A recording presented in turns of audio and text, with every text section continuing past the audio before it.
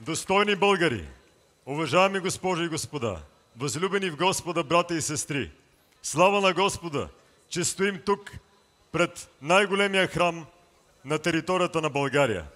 И нека си спомним думите на свети Йоан Златоуст, който казва: църквата е едно голямо семейство, а семейството е една малка църква. Ако ние сме хладни, ако ние сме равнодушни, това никак няма да говори добре за нашата вяра. Днес е проверка, жива ли е духовната ни тъкан. Днес е проверка, има ли будност нашата съвест. Имаме ли ревност към Господа и ревност към тези светли идеали и ценности на нашите предци. Днес е проверка за нашия морал и нашата вяра. Нека винаги устояваме тези завети, нека ги спазваме, нека ги напишем на скрижалите на нашите сърца. Когато в днешния ден от другата страна се гордеят на прайда с греха, гордеят се за своите похоти, страсти, със своите безчиния, с това да проповядват на деца как те могат да си избират пола, как те могат да избират своята идентичност, да показват на деца и да ги съблазняват с отношения мъж с мъж и жена с жена, ние не можем да стоим равнодушни. Ние трябва да изобличим греха и онези безплодни дела на мрака. Ние, християните, пък се гордеем с името на нашия Господ, както казва светия псалмопевец Давид. Ние се гордеем с кръста Христов. Ние се гордеем с Възкресение Христово.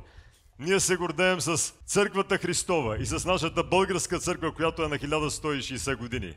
Ние се гордеем с онези християнски ценности и с нашата законност, според която бракът е определен от Господ още в сътворението на света и то е между мъж и жена.